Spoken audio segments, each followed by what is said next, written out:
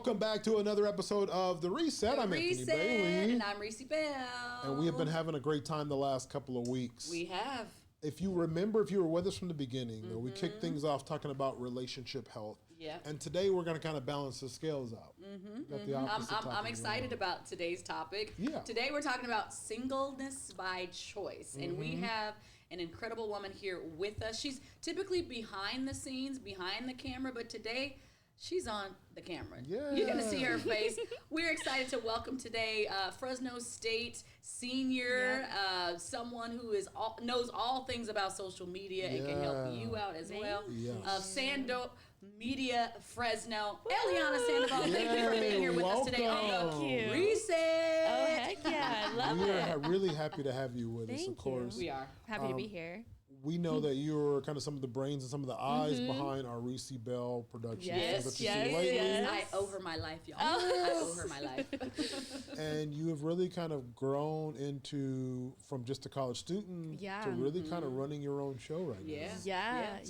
It's exciting. It's been crazy. It's been cool to watch. It's been and to be on the receiving end of your work because you are really good at what you do. Thank you. Yeah, it's been a blessing all around. Yeah. It's been good. Okay, so I've got to say that we got this topic that came in. Yeah. And I don't know that it was necessarily on my radar of all the things that we have talked about on this show.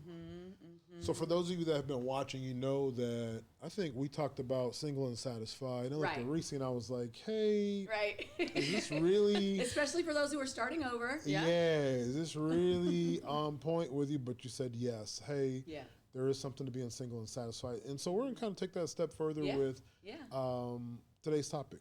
So I'm interested in hearing more about and it's something that Ellie and I have talked about behind the scenes. And so, so just tell us more about this concept of being single by choice and why it's important to you. Why does it matter? Yeah, well, I mean, again, like you said, like it's something that we just started talking about organically. So it's something that like I guess kind of happened in my life, but I more so like looked at it as kind of an advantage. So, I mean, being in a relationship is great. There's a lot of benefits to it, but at times there is a lot of complications, you know, like with scheduling or with attention. And so, but, you know, just by choice, just being single, I feel like it's helped me become who I am. And I use it for my own benefit. I use it for, you know, giving more attention to work or like giving more attention to myself. So just bettering myself and trying to be the best version of myself for other people in my life or for my work or for, you know, just anything. So I'm just trying to become the person that I want to be, but also who I hope that my future person would want. So I'm not rushing into anything. I'm trying to just focus on those things and then bettering myself so that when that time does come, you know, I feel prepared for it. But, you know, also just reassuring that, you know, when the time is right, then it's right, you know? So Okay, so we got to ask this. The former football player in me that lived on campus. I take myself back to Eastern Michigan. Shout out, go Eagles. But being a college student and one that is easy on the eyes, this could not be an easy task for you on the campus, I would imagine. Yeah. Right. Because the guy, I mean, guys are, you know, it's college. Guys are going to be guys. Right. So how do you say, no, thank you, not right now. I'm good. I mean, pretty much though, well, you just described it. I mean, I will say there has been many opportunities that have presented themselves, but kind of that, like just, you know, like, oh, okay, like, thank you, but I'm not interested. Or, you know, just, I love the idea of it, but like when I think about it reasonably or like, you know, trying to be realistic, it just doesn't really fit me right now. And, you know, so I'm not worried about it. And if it's someone that, you know, because guys are going to be guys, I can kind of read through that. My dad has taught me a lot about it. They're only going to really want one thing for a little bit of time. So it's kind of like, why waste your time with that? You know, when you could be putting that towards yourself. So I kind of just, you know, I guess sort of become this space of like being single by choice, which I'm totally fine with because I feel like it's something that every woman, even, you know, men could benefit too, of just, you know, really working on yourself and really just trying to better yourself. You know, why would you want to I mean, obviously it's learning experiences, being with people, but why would you want to kind of give that, you know, person, you know, kind of half of who you are. The worst of you. Yeah. I mean, when you could give someone all of you, the best of you. So that's kind of what. That's so good. So two things that I heard. First of all, guys who are out there and you've tried to shoot your shot with Ellianna, you heard it today. It wasn't you. It's her. It's me. It's all her. me. Yes. She's working on herself. Okay. Yeah. The second thing I'm hearing is intrapersonal dynamics directly impact interpersonal relationships. Yes. Yeah. So you're saying take the time out, work on yourself. Yeah. Take care of yourself. Focus on your goals, your dreams, so that you can be prepared for whoever is prepared for you. Exactly. Yeah. So tell us more about what it looks like to do that inner work. It's a lot of work and it's a lot of dedication. I mean, I went from having a really hard time, like loving who I am and loving myself, and I struggled finding like my own value. Okay. And so I really like deep dive within myself, obviously through therapy and, you know, just talking to others, talking to friends, talking to like people who didn't even really know me that well, just confiding in people. And so through that, I was like, you know what? I want to work on myself to be the best friend I could be, the best daughter, best sister, best potential wife, you know? So like, I really just like wanted to become like really intuitive with myself and just be like, you know what? Like, I would want to have a friend like that. I would want to have like, you know, a sister like that. And so, really just started to like pick myself apart in good ways, but learn to love those individual parts. Sure. And I feel like that's really helped me, you know, become a good worker, a good, you know, sister, good best friend, good daughter, good granddaughter. So, I mean, there's so many roles that we all play in our lives. Right. And I just, maybe it's the perfectionist in me, wanted to be really good at all of those roles. So, just really, you know, kind of like took my brain apart and then like learned each of those parts, learned to love them, and then kind of put them all back. So we talk a lot. I'm a girl dad, obviously. We talk a lot about image. We talk a lot about self-worth and self-value. Yes. And this is I used to think this is probably just a man question, but I think this is kind of a male or female question. Talk to us about the women that see you right now on camera. I'm going to go to the full shot. And She's saying, gorgeous. oh my God, this girl is Inside and gorgeous. outside. What types of issues could she possibly have? Right. Talk to those women. What types of things did you overcome? Because you said there were some things you had to become comfortable with yourself. Yeah. What types of things did you have to deal with? How did you do that? Yeah, well, similar to your girls, I was a cheerleader all my life. And so I was... Too. Shout out to the cheerleaders. Hey, cheerleaders. Had cheer stuff all weekend. I'm so Friday sorry. and Saturday this past weekend. So I feel like being a cheerleader had its, you know, pros and cons. Pros being, you know, it taught me a lot about leadership and all that stuff. But the cons were, you know, it's like war, basically. You're with a bunch of girls. You're with a bunch of girls who are all jealous of certain things. So I got really self-conscious about the way that I looked, the way I was, the way that I came off, the way that I talked. Like every little part of me was like I was very self-conscious about it. And, you know, I went to high school with a lot of girls who were a little bit, you know, thinner and, you know, petite. Now I am blessed to say that I'm a little bit thicker. Hey, shout out to the thick I have girls. those genes, you know, those Mexican genes that, you know, bless you in the right places. But as, you know, a teenager, I was like, well, like, I look so different. And like, I struggled with that because, you know, my legs were bigger, but then I kind of turned it into a thing. Well, you know what? Maybe your legs are just stronger. And like, that's a good thing, you know? Reframing everything. Yes. So, I mean, like size does not matter. I mean, obviously, you know, the look of it within your eyes, it could matter. But at the end of the day, it doesn't. And it's the way that you look at it. And like my mom would, you know, obviously help me through that because she gets it. She's a woman. My dad was like, who cares? You know, you're like a baddie or whatever. Whatever he was my hype man, but my mom was more understanding. And you know what? Shout out to the dads because I'll tell you, dealing with becoming more supportive physically of your girls is an acquired process. Is an acquired process. You're not like necessarily wired to really understand how to do that in a good way. That is very positive and not doesn't come off awkward. Right. And the dad's voice is probably one of the most important voices 100%, that his young daughter is going to hear and listen to and believe. So whatever narrative that you are giving to your baby girls, like they're gonna grab hold of it. Oh yeah, and they will hold on to it forever. Yeah, so important. So I love the fact that he was so supportive of you and really, you know. Us dads, we can be awkward when it comes to our girls. Yeah. When our girls kind of get to that phase of life, it's really an adjustment. Right. So that's good. It's good to hear things. Yeah. Shout out to the girl dads. Yeah. Shout out to, I give my dad credit. I mean, he kind of just jumped right in. And I feel like he understood me when it came to things that I struggled with, because he was more like, my mom, when she see me upset, she'd be like, let's fix it. Like, I want to, like, I don't want to see you upset. Let's fix it, blah, blah, blah. Yeah. But my dad kind of got the drift where I know how to fix this.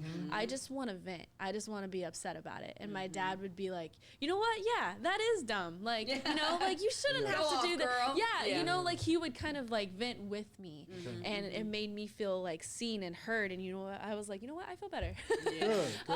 But I do give my dad credit. So, that's mean, like, you know, being a cheerleader has taught me so much, and I feel like my parents have helped me through that too, of just, you know, fixing those insecurities, or I guess shifting those insecurities into things that, you know, could benefit. You know, I still always have insecurities, but I think we looking at them differently. We talked about that a little bit in how social media. That's another one. Because of the accessibility of the comparisons, if I remember right. Exactly. Yes. It's a real thing. So how do you go from there to I'm not going to settle into a relationship right now? Because so much of women's media and things are kind of pushed toward becoming the girlfriend, becoming looking a certain way. If you're not cuddled up, cuddle season is coming up. If you're not cuddled up, if you don't have a man, what good are you? You know, you don't have a man, like, is something wrong with you? Right. Like, I mean, definitely. And obviously, you know, there's moments where I'm like, oh, you know, it would be fun to, like, go out as a couple, or, like, do this with, like, a guy. You know, it is fun, but then in the long run, I'm like, well, you know, like, I'm so busy. When would we have time for each other? I'm like, when would I have time? But also, too, it's just like, you know, like, that sounds fun, but there's so many other opportunities that are in front of me, or things that I could be doing, either for myself or, like, for work or all this stuff. So, I mean, I'm not opposed to anything, but at the same time, I'm not in a rush like a lot of other women my age kind of are.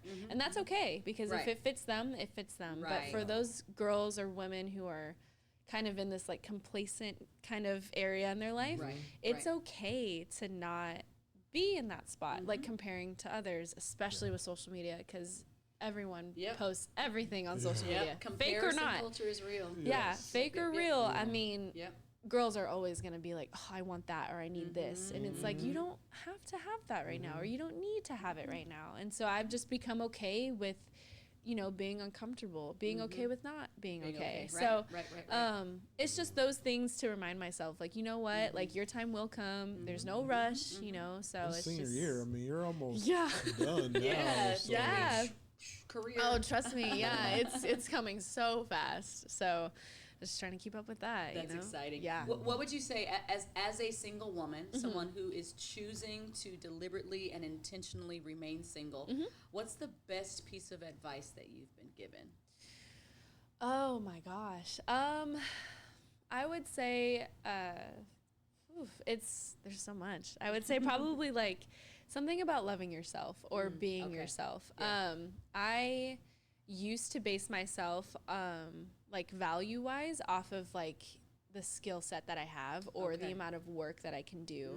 It was very like work-based or performance-based. Performance, So I used to base my value off of that, which, you know, isn't fair to myself. And so I learned to deep dive into like the things that I do bring to the table and learn to value myself off of that. And I feel like that was like something that I just really valued. Like, and I think it was just helped through everybody, like my parents, my friends, colleagues, whatever. just learning to love that. Like, your value is so valuable. Right. That is the best thing that you could bring, you know, just learning to really value yourself. Yeah, no, that's good. My, you talked about performance-based. Yeah. And my trainer, shout out to Coach L. He tells me every morning when I'm in the gym with him, he says 100% looks different for you every day. Yeah. And so if we take that mindset, we're not going to be so hard on ourselves when all we think we can do is produce, perform, outshine. We've got to always be doing something, complete that task, accomplish this, achieve that. 100% looks different for me every day, and I've got to be okay with that and remember that the way that I love myself is not based off of what I do, but who I am. Yeah, exactly. And once you understand that, once that everything shifts, changes. Yes. How long did it take you to get there? I am 45 years old. And with every ebb and flow in my life, with every season of my life, the way that I see myself has changed.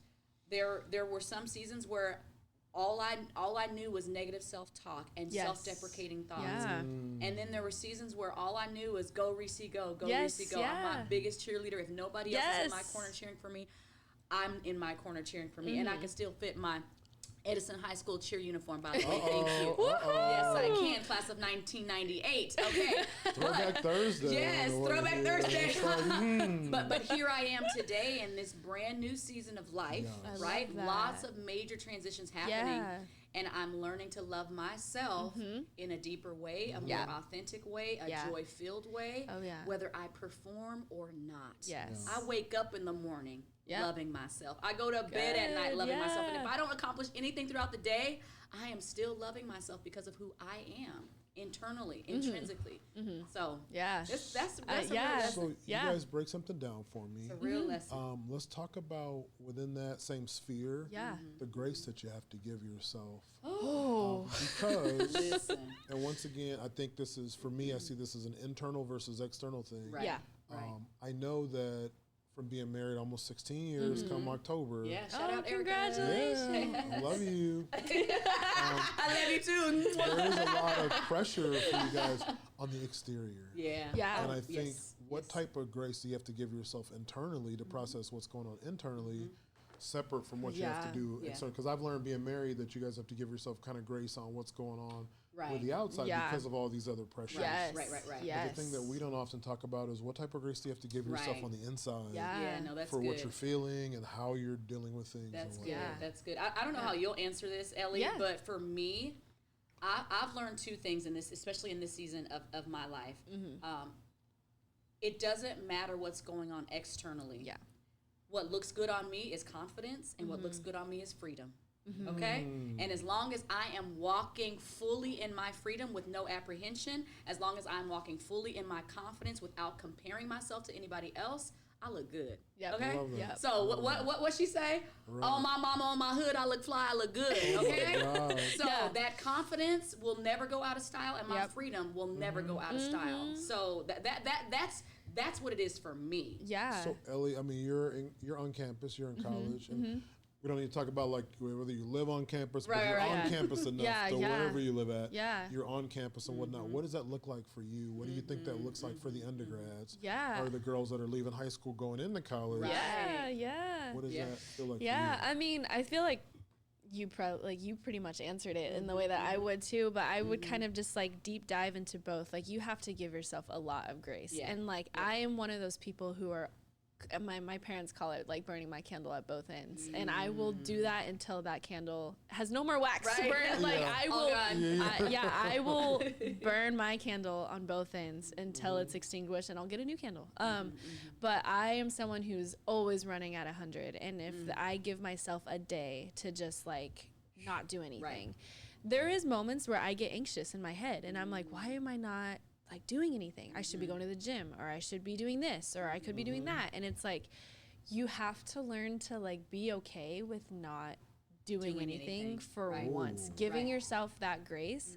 So that's been like my biggest, I guess like obstacle is like being okay with not doing anything for once, and, you know? And that's something that you had to kind of mentally think about. Yeah. I mean, like if I'm, working all week, because, I do multiple jobs, so, but going to school full time, You're busy. and you are very busy. Yeah. So it's like, if I have like a Sunday where, I just go to the gym and that's it, or even if I don't, because, doing so much during the week, it's okay. You're physically tired. Like being mentally tired makes you physically tired. It's all so connected. it's all connected, so having a day to just like relax and just reset everything is what you need. So you have to give yourself a lot of grace, especially for those students, because, school can be a lot mentally, and that will make you tired physically. Like I've always, for some reason, every first day of school, am so exhausted at the very end of it. It's because you're jumping back into things, and you're learning so many things.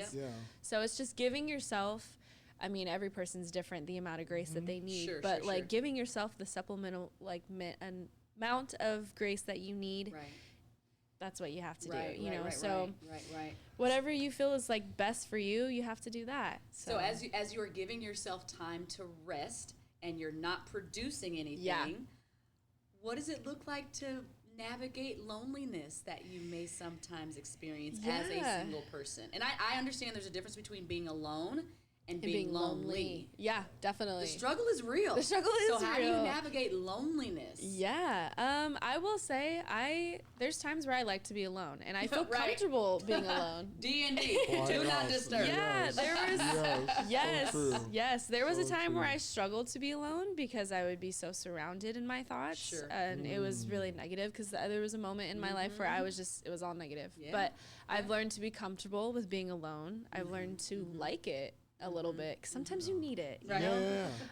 But yeah, there's moments where I fall into loneliness, and I feel like either if I don't feel like going out or doing something, I'll be like, okay, like I'm lonely, so I'm just gonna just hang out by myself, just like put on a comfort movie, or like maybe go cuddle up next to my mom, because like she could be experiencing the same thing. Or just call a friend and be like, you know what, you want to go on a walk? Like I'll drag my best friend. We go on walks a lot. But so it's just like little things that if you feel lonely, surround yourself with things that make you feel fulfilled. So like either doing something alone, like writing in a journal, or reading, or walking, going to the gym. I like to do those things, or like coloring. I know it's like a little kid activity, but it's like we talked about this. It's like my favorite thing to do. It takes your mind off of it. Absolutely. Or surrounding yourself with people who make you feel fulfilled. So like parents, friends, anybody. No, that's so good. I like to go to the zoo. I love that. It is. You get your steps in, and you're able to. You're able to just take your mind off of your own situation and go, oh, there's 2 monkeys, oh, there's 2 tigers, oh, there's 2 lions. Like everybody's paired up, and you're like, oh. Yeah. But it's okay because I'm able to like think through what it would look like. So I got a question for you while you all are in that vein, because we had this discussion the other day at home. I'm someone that's had a lot of platonic friends. Not as many now because obviously I'm married. That gets into like a gray zone. Boundaries are important. Yeah, boundaries are important. But how do you all deal with that? Kind of a 2-part question for you. How do you deal with encountering those platonic male friends? Still having that male companionship without necessarily the label of the relationship or whatnot. How does that world fit into the single and satisfied, or like the single phase of life? Is there space for that? To be able to have male companionship, to go to a movie with, or or go to dinner with sometimes? Yeah, I would say like we may look at this differently. So I want to let's hear what you have to say. You're the guest. I will say this in like try to be the nicest way possible. Boundaries is like the 100% biggest and best way to respond to this question. Is having a boundary that fits for you. I feel like I like men relationships. I like that because I felt like, well, being a cheerleader, I struggled with girls just because there was a lot of drama. And we didn't have like an official label, but captain of the team, and so I kind of struggled because my friends, or who I thought were my friends, wanted to tear me down from that position. so it was tough because it's like, wow, I don't really have, you know, a lot of people to lean on. I maybe had one or two, and at the end of the day, that's all I needed. But I struggled to get along with girls because there was a lot of drama, and I hated drama. I did not want to be in it because it just was so exhausting, and it self-deprecating and so many negative things. And so I didn't want to be in it. So I felt like I got along better with males, but they're males, so they kind of get, you know, mixed ideas about that. So boundaries is like the best way to kind of just be like, you know what, like, let's just, you know, go on a walk as friends. Let's go get coffee as friends. You know, there's certain things that you kind of have to like, I don't want to say walk on eggshells, but kind of like, you know, just, hey, let's do a simple task, not like go out to dinner. Like, let's go to coffee instead. Gotcha. Or, you know, instead of a movie date, maybe let's go like walk or go to the gym or something like that. Things that are kind of, you know, easy and going and not, you know.